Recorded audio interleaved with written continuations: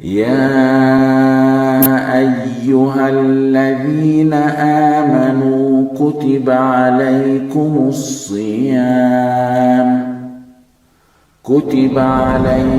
الصيام كما كتب على الذين من قبلكم لعلكم تتقون. After the hardships on the correct path, the payoff is big. The sunan of Allah subhanahu wa ta'ala are clear, simple, and basic. No rocket scientist can circumvent them, and no power on this earth can halt them, and they don't need a genius to figure them out. They're simple and clear. وَعَدَ اللَّهُ الَّذِينَ آمَنُوا مِنكُمْ وَعَمِلُوا الصَّالِحَاتِ لَيَسْتَخْلِفَنَّهُمْ فِي الْأَرْضِ كَمَا اسْتَخْلَفَ الَّذِينَ مِنْ قَبْلِهِمْ وَلَيُمَكِّنَنَّ لَهُمْ دِينَهُمُ الَّذِي ارْتَضَىٰ لَهُمْ وَلَيُبَدِّلَنَّهُمْ مِنْ بَعْدِ خَوْفِهِمْ أَمْنًا يَعْبُدُونَنِي لَا يُشْرِكُونَ بِي شَيْئًا. Tawheed and no shirk. That's why on the mountain of As-Safa it was La ilaha illallah. He called for La ilaha illallah on the mountain of As-Safa. He called for La ilaha illallah in Dar al-Arqam, sallallahu alayhi wasallam, in the courtyard of Al-Masjid al-Haram, at the doorsteps of the houses, in the alleys of Mecca. Years and years of teaching, repeating, reiterating Tawheed in the houses and in the market, to individuals and in all gatherings, to the believers and to the non-believers, to the youth, to the women, to the men, to the children, to the elder. La ilaha illallah.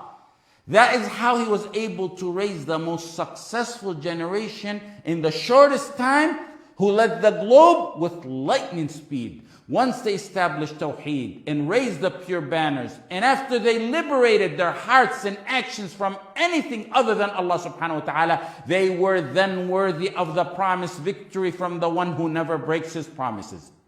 The Tawheed that the Messenger sallallahu alayhi wasallam left them on before joining the highest companion, left them on a strong foundation. It taught them who was a murtad and who wasn't.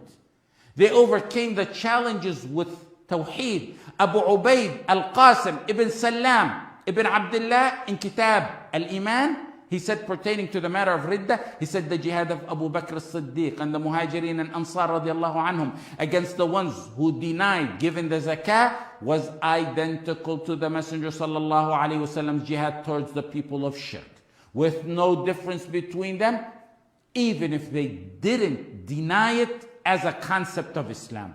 The only ones, if you read history, the only ones who remained on Islam were the people of Mecca, Medina, and Ta'if, and some tribes near those cities. The challenge of the Murtaddeen alone was sufficient to crumble the Islamic nation and bring it to ruins, had it not been built on strong foundation, the Tawheed that the Messenger sallallahu alaihi wasallam constructed it on. With knowledge of Tawheed, the Messenger sallallahu alaihi wasallam that left them on, they were able to know the rulings and status of people and how to deal with them. Not only did they succeed against the Murtaddeen, but they went on the offensive. The victories against the Byzantine Empire in Palestine, the victory in Qadisiyah, the conquest of Egypt, the destruction of the Sasanian Empire. They reached Armenia and Georgia. They took down the Byzantine fleet in the battle of Ma'rakat Dhat al-Sawari. That's just a glimpse during the Khulafa al-Rashidin, who were raised by the Messenger sallallahu alaihi wasallam firsthand on Tawheed. That's what Tawheed forms.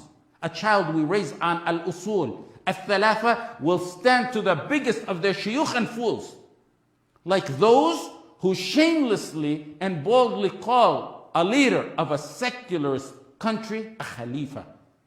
What Tawheed did they learn and understand? What Tawheed does one who considers a leader of a secularist country who violated the most basic, important, essential rules of wala and bara, which is La ilaha illallah and Tawheed, and replaces the Sharia of Allah, a Khalifa? Then someone boldly alleges, oh, they don't know fiqh al-waqi', that's why they can't understand how he's a Khalifa. And we say, you don't know what Tawheed is. A person who knew Tawheed doesn't need the warm, welcoming visit of the head of the Zionists who's massacring Muslims in Palestine to their Khalifa, of course with the adhan echoing in the background. A muwahhid raised on Tawheed looked at the foundation way before and knew the status. Just like a muwahhid raised on Tawheed knew the status of the situation in Bilad al-Haramain based on their crumbling foundation. way before the concerts and other munkarat became open and public and protected and apparent. What changed the Sahaba from neglected Bedouins in a barren desert to emerge as the leaders of the globe? Look at their lives again and again. Study it, analyze it, read it over and over. Tawheed. Truthfulness on Tawheed, irrigated by وَمَا بَدَّلُوا تَبْدِيلًا, irrigated by firmness and steadfastness on Tawheed. They liberated their hearts from every vanishing means and dedicated it to Allah subhanahu wa ta'ala. Even after the Khulafa, who were directly raised under the hands of Rasulullah sallallahu alaihi wasallam, there came a time when a Muslim would walk from Tanja in Morocco to Baghdad in Iraq, from the shores of the Pacific Ocean to the shores of the Atlantic Ocean, needing nothing more than La ilaha illallah as his ID. Anywhere he arrived, he was greeted by people of various colors in different tongues. But La ilaha illallah was the melting pot that united all. Tawheed.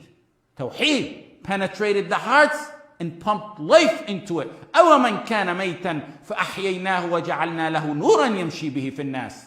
Tawheed appeared in their action. And that's what gave birth to a different kind of human beings. With pure Tawheed, they became the leaders and pioneers, putting in practice the most just, most civilized society this earth has ever seen. After being firm on Tawheed, they led the globe in an economic system, in a social system, in a moral system, in a political system, in a military system. Nothing on this earth can compare to it because it came from Al-Alim, Al-Khabir.